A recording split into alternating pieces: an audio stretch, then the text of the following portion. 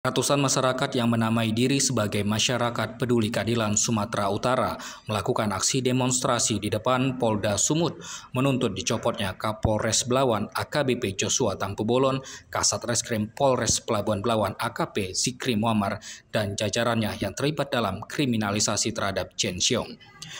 Masa menilai penangkapan dan penahanan Chen Xiong atas tuduhan penggelapan tanpa didasari bukti kuat. Bahkan Polres Belawan mengabaikan putusan hakim dalam pra-peradilan nomor 15-Pit-Pra-2023-PN LBP pada Senin 16 Oktober 2023 lalu dan memaksa melanjutkan penyidikan dengan memakai bukti yang sama. Yang diketahui tanggal 31 Agustus 2023 terlapor atas nama AKP Zikri Muammar SK, Ibtu Harrison P. Siahaan SMH, Brigadir M. Muhammad Hanan Arifin, Brigadir Tama Prasetya SH. Di sini Bapak Kapolda Sumatera Utara, masih banyak laporan-laporan yang belum kami bacakan tentang perkara. Secara belak-belakan, Pak Lastores juga menyampaikan bahwa dari perkara tuduhan palsu kliennya itu ada oknum yang mencari keuntungan sebesar 2,4 miliar rupiah dengan memeras rekanan Chen Xiong yang menampung limbah milik UD Bintang Berlian. Namun ia masih menyembunyikan identitas dari oknum tersebut. Seluruh masyarakat yang peduli dengan penegakan keadilan,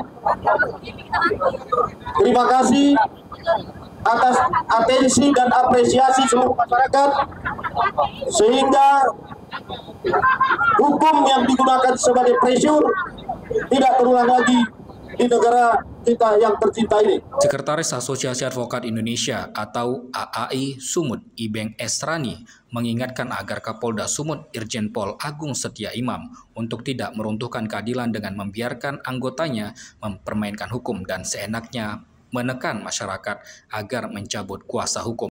Pesan kami dari advokat kepada Bapak Kapolda Sumatera Utara, ini Medan. Ini Medan, Bu. Jangan runtuhkan hukum di Kota Medan. Jangan runtuhkan hukum di Kota Medan. Medan adalah tonggak penegakan keadilan. Ingat, Medan adalah tonggak penegakan keadilan. Bila Kapolda dalam 1 minggu ini tidak menentukan sikap, kami akan pantauan aktual online di lokasi sekitar 1 jam masa berorasi tim bidang hukum AKBP Antero Purba keluar dan membujuk perwakilan massa untuk masuk dan berdialog. Permintaan tersebut sempat ditolak karena jumlah perwakilan dibatasi.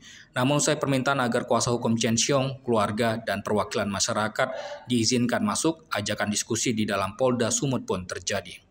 Diketahui hingga pukul 11.31 waktu Indonesia Barat, perwakilan pengunjuk rasa masih berada di dalam, sementara sebagian massa tampak menunggu di pintu masuk Polda Sumut dengan tetap memegang spanduk dan karton bertuliskan seperti "Tangkap Kapolres Belawan". Perwakilan massa keluar sekitar pukul 12.00 waktu Indonesia Barat dan diinformasikan di dalam mereka memberikan data-data valid soal kasus Chen Xiong, laporan-laporan kliennya ke Polda Sumut yang belum berjalan, hingga dibeberkannya soal uang sebesar 2,4 miliar rupiah, diduga hasil pemerasan oleh oknum yang mengambil keuntungan dari kasus kliennya itu. Hingga berita ini diterbitkan Kapolres Belawan AKBP Joshua Tampu-Bolon yang dikonfirmasi soal desakan masyarakat untuk mencopotnya serta dugaan uang pemerasan sebesar 2,4 miliar rupiah belum memberikan jawaban. Diketahui Chen Xiong merupakan pemilik UD Bintang Berlian yang bergerak di bidang perbengkelan. Lokasi usahanya berstatus sewa dari Cipto Ahmad di Jalan Pulau Sumbawa Kim 2 Desa Sentis, Kecamatan Percut Setuan, Kabupaten Deli Serdang. Di lokasi yang sama berdiri pula PT Karya Anugrah Jati Pertama dengan usaha yang berbeda.